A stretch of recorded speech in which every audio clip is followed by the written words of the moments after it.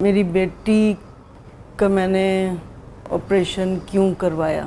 میری بڑی بیٹی تھی, اس کو انٹسٹائنل پولپ تھا. تو انہوں نے کہا کہ کیمرہ ڈالیں گے, اس سے وہ ریموو کر لیں گے. پھر میرے بھائی کے فرینڈ نے کہا کہ نہیں, اس کی اوپن سرجری کروائیں تو وہ پتہ چل جائے گا. تو میری بیٹی کو پڑھنے کا بہت شوق تھا, کلاس 1 میں تھی وہ. تو میں نے کہا نہیں, یہ نہ ہو کہ کل کو تکلیف پڑے. میں نے کہا کہ گرمیوں کی چھٹیاں ہیں, میں اس کا آپریشن کروا لوں.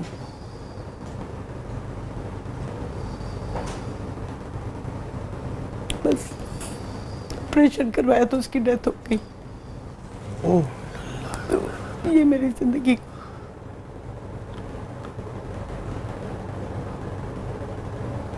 ویری سیڈ لکھی تھی اس کی, لیکن مجھے یہ لگتا ہے, اور کافی لوگوں نے مجھے بلیم بھی کیا کہ تمہاری وجہ سے ہوا ہے یہ. تو لیکن ظاہر ہے میرا ہی ڈیسیژن تھا. اگر میں شاید نہ کرواتی تو نہ اس کی ڈیتھ ہوتی. بس 5.5 سال کی تھی, کلاس 1 میں پڑھتی تھی. اور یہ کتنی پرانی بات ہے ناما؟ 93. میں یوزلی ہمارے جب دوست کسی بھی نوعیت کی اپنی ذاتی دکھ تجربہ مشاہدہ شیئر کر رہے ہوتے ہیں, میں بہت ہی کم اس میں, شاید ہی میں پہلی مرتبہ میں یہ بات کر رہا ہوں. ایک لٹریچر کے, دینیات کے, مذہب کے, سماج کے طالب علم ہونے کی حیثیت سے میں بڑی ذمہ داری سے آپ سے یہ کہوں گا, آپ کو بالکل بھی اس میں ریگریٹ نہیں کرنا چاہیے.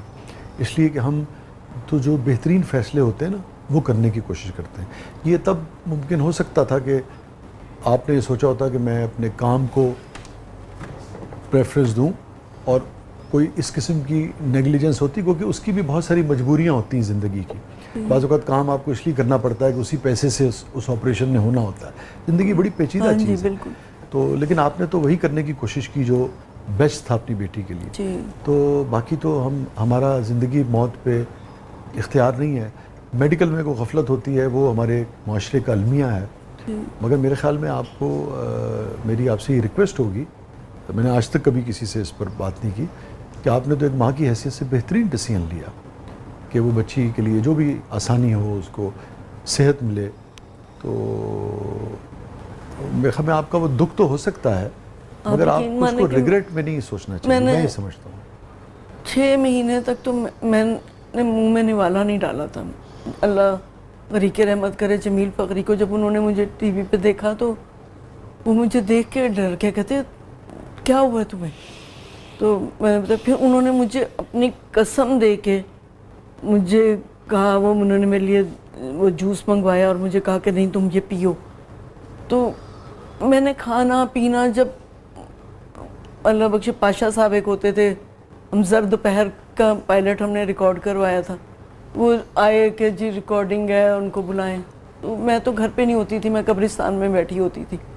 تو پھر انہوں نے کہا کہ وہ ادھر بیٹھی ہوئی ہے. پھر وہ کہہ رہا ہے نائمہ چلے, نائمہ آپ کو, میں نے کہا میں نے نہیں کام کرنا. تو وہ کہتے نہیں آپ نے کرنا ہے, یہ تو نہیں ہوگا, زندگی تو ایسے نہیں گزرے گی. تو میں سردیوں میں بلینکٹ نہیں لیتی تھی کہ میری بیٹی کو ٹھنڈ لگ رہی ہوگی. گرمیوں میں ٹھنڈ میں نہیں بیٹھتی تھی کہ میری بیٹی کو گرمی لگ رہی ہوگی. اور اس میں کہتی تھی کہ نہیں میں نے, اور کتنے عرصہ تک تو میں یہ کہتی رہی کہ نہیں تم لوگ ان کو غلط فہمی ہوئی ہوگی, قبر کھود کے دیکھو وہ زندہ ہوگی, مجھے وہ آوازیں دیتی ہے, اس کو نکالو. تو لیکن ایسا نہیں تھا. میں نے پھر اپنی, سب کہتے تھے میں اللہ بیٹا دے, میں کہتی تھی نہیں بس دعا کریں کہ مجھے نا اللہ بیٹی دے اور وہ واپس مجھے ملے. اور اللہ کے فیصلے ہوتے ہیں اور وہ کرتا ہے. تو اس نے میری دعا سنی, اور میری بیٹی جو کینیڈا میں, اللہ تعالیٰ اس کو لمبی زندگی دے, تو وہ پیدا ہوئی. تو میں تو انکانشیس تھی. تو جب تو میں نے دیکھا میرے خواب میں وہ ایسے وہ آئی ہے میرے سرہانے کھڑی ہوئی ہے وہ اسی ہاسپٹل میں, تو کہہ رہی ہے اماں میں واپس آ گئی ہوں.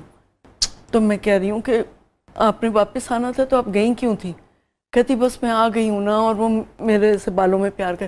تو میں جیسے ہی میں ہوش میں آئی تو میں نے اس سسٹر سے کہا, میں نے کہا سسٹر میری بیٹی ہوئی ہے. کہتی ہے آپ کو پتہ تھا؟ میں نے کہا جی. کہتی ہاں آپ کی بیٹی ہوئی ہے, نرسری میں.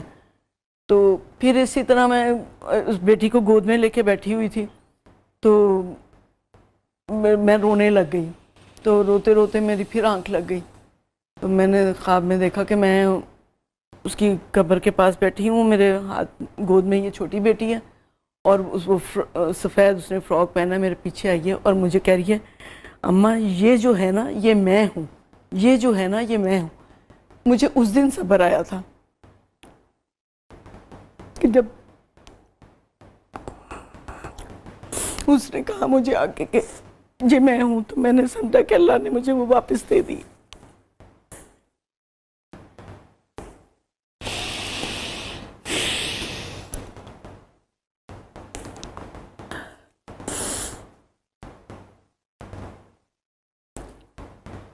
میرے اتنے اتنے لمبے بال تھے. بیٹی کے بعد بالکل میرے بال ختم ہو گئے تھے, پوری پوری لٹیں جھڑتی تھیں. مجھے دیکھ کے کوئی پہچانتا نہیں تھا. میرے ہسبینڈ کی خالہ ہی آئی مجھے, تو وہ میرے پاس سے گزر گئیں.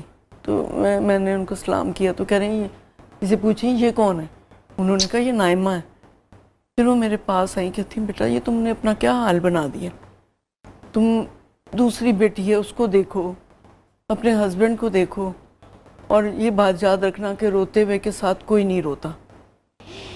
آنا چھوڑ دیں گے تمہارے پاس, ہنستے ہوئے کے پاس ہر کوئی آتا ہے کیونکہ وہ ہنساتا ہے, آپ کی اسے اچھا لگتا ہے, لیکن رونے والے کے ساتھ کوئی نہیں روتا. تو تم رونا چھوڑ دو اور صبر کرو. اللہ کی چیز تھی, لیکن اپنے گھر پہ, اپنے ہسبینڈ پہ, اپنی بیٹی پہ توجہ کرو. بس پھر آہستہ آہستہ.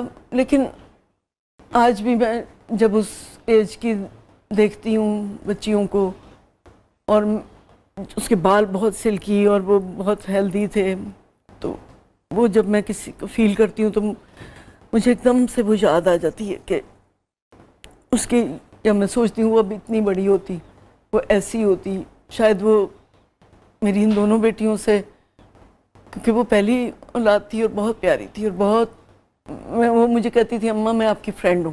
اور واقعی میں نے سب کچھ چھوڑ دیا تھا, صرف میں اور وہ ہوتے تھے.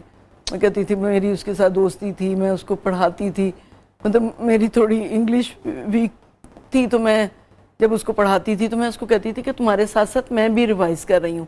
اور پھر میں کچن میں کہتی تھی اس وقت, مطلب اب یہ لوگوں نے کوکنگ کا یہ شوز وغیرہ کرنے شروع, وہ کچن میں آ جاتی تھی میرے پاس نا, تو چلیں آپ کیا بنا رہی ہیں آپ؟ تو پھر میں کہتی تھی میں آج یہ بنا رہی ہوں. پھر میں ایک ایک اسپائس اٹھاتی تھی, تو وہ مجھے کہتی تھی آپ انگلش میں اس کو ایکسپلین کریں کہ اب یہ کلووز ہیں, یہ بلیک پیپر ہے, یہ وہ ہے. تو وہ اس طریقے سے میرا انٹرویو کرتی تھی, اور بہت فرینڈلی مجھے ایک ایک چیز وہ سمجھاتی تھی. اسے کبھی مجھے مطلب ایسے, وہ تو تھی مطلب بچی تھی اور بہت پیاری فرشتہ تھی. تو جیسے میرے دوسرے بچے وہ کر دیتے ہیں نا, مذاق اڑا لیتے ہیں کہ آپ نے یہ اس کو غلط پروناؤنس کیا ہے یا کچھ ہے, تو وہ کہتی تھی کہ نہیں نہیں آپ اس کو دوبارہ کہیں, آپ گڈ گڈ گڈ. وہ بہت اچھا میرے ساتھ وہ کرتی تھی, کہ بہت میری اچھی دوست تھی وہ. تو مجھے بس مرنے کا یہی ہوتا ہے کہ میں کہتی ہوں وہ مجھے لینے آئے گی تو میں تو شاید فٹافٹ اس کے ساتھ چلی جاؤں. اتنا عرصہ اس کے بغیر گزارا میں نے.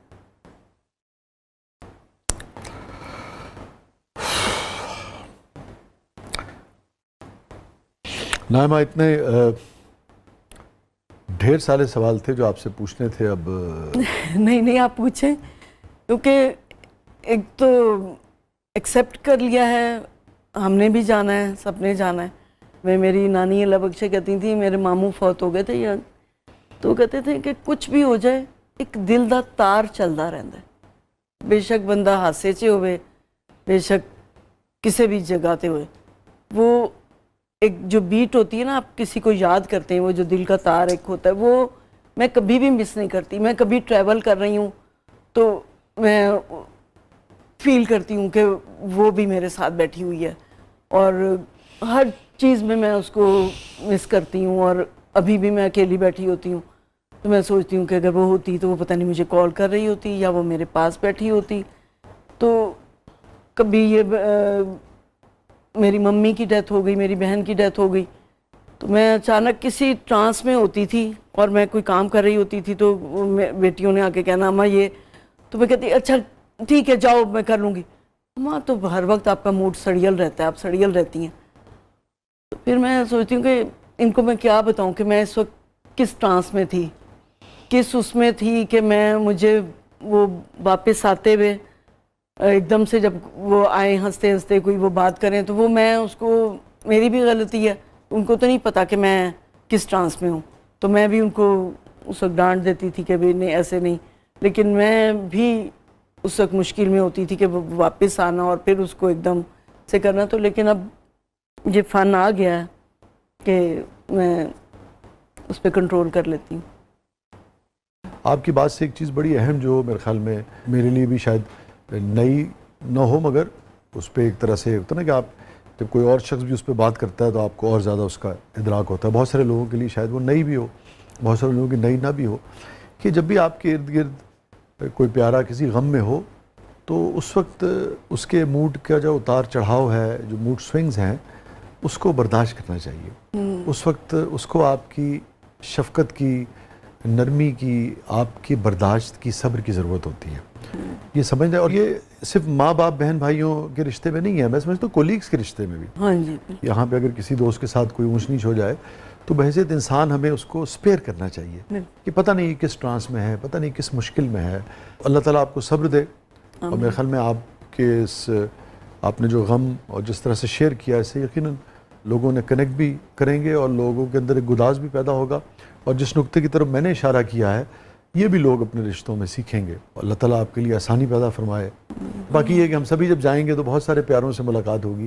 یہ جانے میں یہ تو ایک اینگل ہوتا ہے نا جو عمر بڑھتی ہے, تو مگر یہ ہے کہ جو زندہ ہیں ان کو بھی دیکھنا ہوتا ہے, ان کے ساتھ وہ بھی امپورٹنٹ ہے. جی ہاں, زندہ رہنا ایک مشکل کام ہے, مرنا کوئی ایسی یقین جانیے چیز نہیں ہوتی. زندہ رہنا چیلنج ہے.